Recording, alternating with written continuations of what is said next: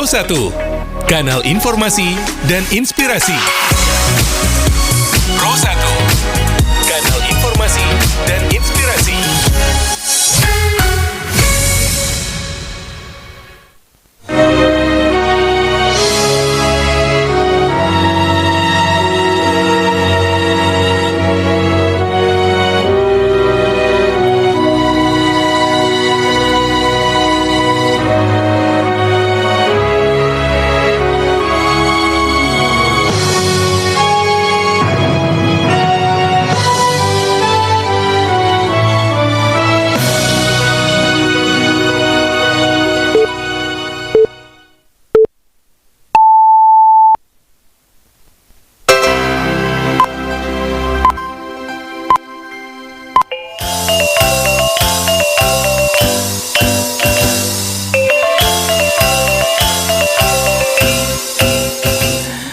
Selamat siang pendengar, untuk mengawali perjumpaan siang hari kami sampaikan Sari Barito Utamo. Ketua TPPKK Kabupaten Agam Nyonya Mary Beni Warlis mendorong pemanfaatan lahan tidur rutan kelas 2B Maninjau. Pemegang kartu identitas anak atau KIA di Kota Padang Panjang dapat diskon dan souvenir di toko mitra Dinas Kependudukan dan Pencatatan Sipil Disduk Capil. Buletin Barito Minangko dibacakan oleh Dedi Putra. Ketua TPPKK Kabupaten Agam Nyonya Mary Beni Warlis mendorong pemanfaatan lahan tidur rutan kelas 2B Maninjau menjadi lahan produktif bagi warga binaan. Berikut laporan Alwan Ahmad Fauzan. Ketua TPPKK Kabupaten Agam Nyonya Mary Beni Warlis mendorong pemanfaatan lahan non-produktif agar kembali memiliki nilai ekonomi jo memberi manfaat bagi masyarakat. Hal itu merupakan upaya dalam mewujudkan kolaborasi antara TPPKK Kabupaten Agam, Rutan Maninjau, serta pemerintah Nagari Koto Malintang dengan melaksanakan gotong royong pengolahan lahan tidur di wilayah Nagari Tasabui Baru-Baruko. Menurut Ketua TPPKK Kabupaten Agam Nyonya Mary Beni Warlis, gotong royong dilakukan secara terpadu dengan melibatkan warga binaan Rutan Maninjau bersama kelompok tani jo pemerintah Nagari untuk pembarasian jo menggarap lahanan salamoko terbengkalai. Selain itu, Nyonya Mary Beni Warlis memastikan lahanan dimanfaatkan merupakan milik warga nan ala memberikan persetujuan untuk digarap jo dikelola oleh pihak Rutan Maninjau. Kemudian pemanfaatan lahan itu diharapkan mampu menghidupkan kembali area non-produktif menjadi lahan nan bernilai ekonomi. Pasalnya, langkah itu menjadi bentuk sinergi nyata dalam mendorong produktivitas masyarakat, sekaligus mendukung program pembinaan warga binaan. Ya sekarang ngumpul di pendok tuh ada berapa 3 orang 5 orang kasih wejangan dia. Nah kapan kita eksekusi? Nah mari kita campur-campur kayak apa nah, kayak gitu. Nah sekarang ada bibit, dia lawak beli bibit. Nah gitu-gitu nah. Bu ini kan bisa untuk lele. Nah seperti apa mendesain ada lele, ada kopai. Sebagaimana diketahui kini tuh proses penggarapan lahan ala mulai berjalan dan kedepannya akan dikelola secara intensif oleh pihak Rutan Maninjau sebagai bagian dari program pembinaan sosial jo ekonomi warga binaan. Dari Kabupaten Agam, Alwan Fauzan, RRI Bukit Tinggi melaporkan. Pemerintah Kabupaten Pasaman Barat tarui meningkatkan edukasi kepada petani jagung mengenai pengelolaan usaha tani, pemanfaatan kredit produktif, serta penguatan kapasitas ekonomi masyarakat.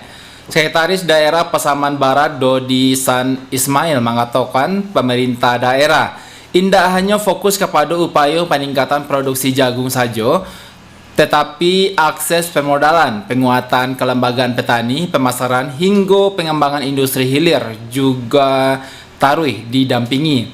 Pihaknya adalah melakukan focus group discussion atau FGD untuk penguatan sektor jagung sebagai komunitas unggulan daerah beberapa waktu lalu. Pemerintah Kabupaten Pasaman Barat berkomitmen mendukung pembangunan sektor pertanian sekaligus membuka peluang investasi dan kerjasama lintas sektor guna memperkuat ekonomi daerah. Pemegang kartu identitas anak atau KIA di Kota Padang Panjang mendapatkan diskon dan souvenir di toko mitra Dinas Kependudukan dan Pencatatan Sipil Disduk Capil. Berikut laporan Nofri.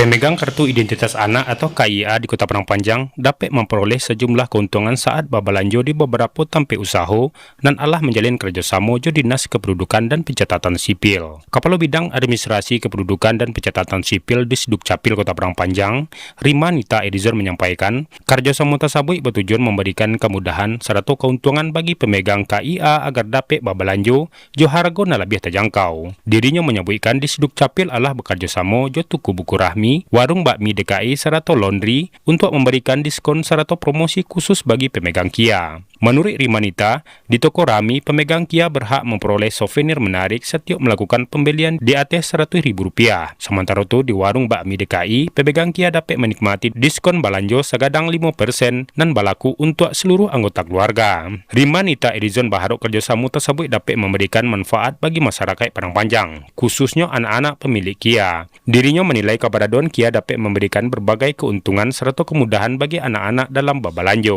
Bagi anak-anak yang belum memiliki KIA, Rima Nita Edison mengajak orang tua mereka segera mengurus ke Sdukcapil atau Mall Pelayanan Publik Kota Padang Panjang.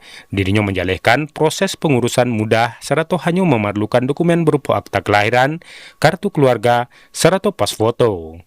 Ya, memang kerjasama ini minggu lalu kami uji cobakan, alhamdulillah berjalan dengan baik. Ya.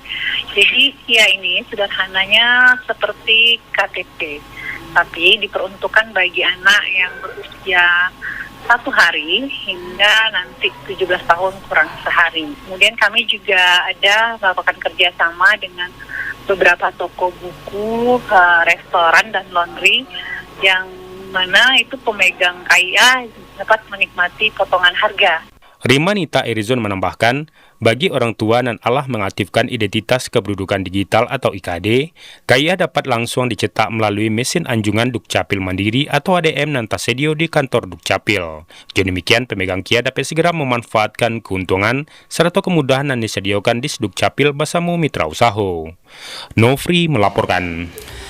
PT Kereta Api Indonesia atau Persero Divisi Regional 2 Sumatera Barat menyebutkan kedatangan sekitar 250 delegasi dari 36 negara peserta Internasional Minangkabau Literasi Festival atau IMLF keempat di Stasiun Bandara Internasional Minangkabau atau BIM. Penyambutan tersebut menjadi bagian dari dukungan KAI tahado penyelenggaraan Festival Internasional nan tahun ko mengusung tema Jam Gadang. Detak Jantung Ibu Kota sekaligus menjadi rangkaian peringatan 100 tahun Jam Gadang di Kota Bukit Tinggi. Kepala KAI Divre 2 Sumatera Barat Lutfi Wijaya mengatakan pihaknya mendukung sepenuhnya pelaksanaan IMLF ke-4 dan peringatan 1 abad Jam Gadang sebagai momentum memperkenalkan kekayaan budaya Minangkabau kepada masyarakat dunia. Bupati Tanah Datar Eka Putra menegaskan komitmen pemerintah daerah dalam membentengi moral generasi muda lewat program Satu Rumah Satu Tahfiz. Berikut laporan Irsyad.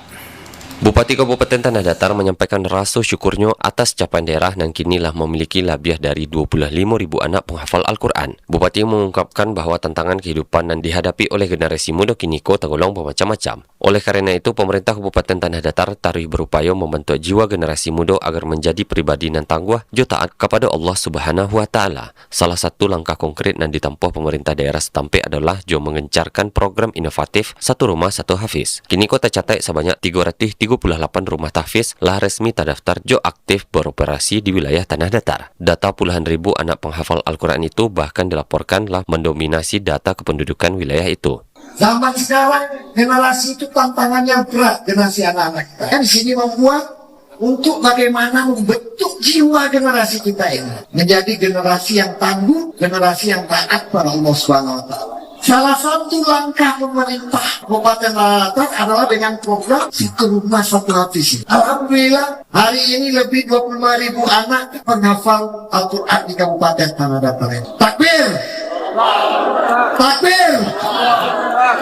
Ini tidak mudah tanpa dukungan kita semua. Dukungan ustaz-ustazah, dukungan orang tua, dukungan perantau, dukungan nenek mama, dukungan pemerintah negara, baru kita betul-betul bisa menciptakan generasi yang unggul. Lebih lanjut, Bupati menegaskan bahwa kesuksesan Gadang Kojo didukung adanya sinergi dari Ustadz, orang tua, nenek mama, perantau, hingga pemerintahan. Irsyad melaporkan. Kepulangan kelompok terbang kloter pertama jemaah haji Dembarkasi Padang diwarnai kabar bahwa 1 orang jemaah belum dapat kembali ke tanah air karena masih menjalani perawatan di Arab Saudi. Dari total 391 jemaah asal kota Padang nan Barangke ke Tanah Suci, sebanyak 360 orang tiba dengan selamat di Bandara Internasional Minangkabau, BIM. Sementara seorang jemaah bernama Busnar Jamaran masih dirawat di rumah sakit sehingga belum dapat dipulangkan bersama rombongan. Kepala Kantor Wilayah Kementerian Haji dan Umroh Sumatera Barat M. Rifki mengatakan kondisi tersebut menjadi satu-satunya catatan dalam proses pemulangan kloter pertama dan secara umum berjalan dengan lancar. Menurut Rifki, pihak penyelenggara tarawih memantau perkembangan kesehatan Busnar dan berkoordinasi dengan petugas haji Indonesia di Arab Saudi, dan dirinya berharap jemaah tersebut segera pulih sehingga dapat pulang ke Indonesia dalam kesempatan berikutnya. Baik, pendengar, sekian berita daerah Babaso Minang untuk siang hari ko Sabtu 6 Juni 2026. Berita daerah selanjutnya dapat didengarkan besok pada pukul 6 waktu Indonesia Barat. Selamat siang.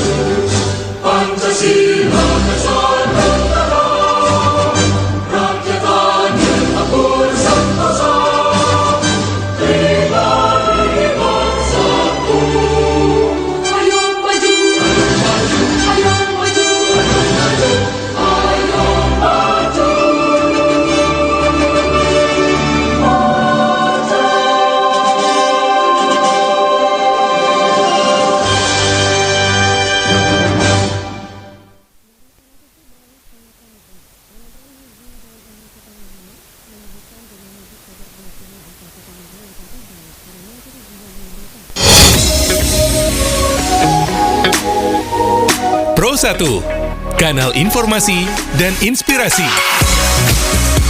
Pro 1, kanal informasi dan inspirasi.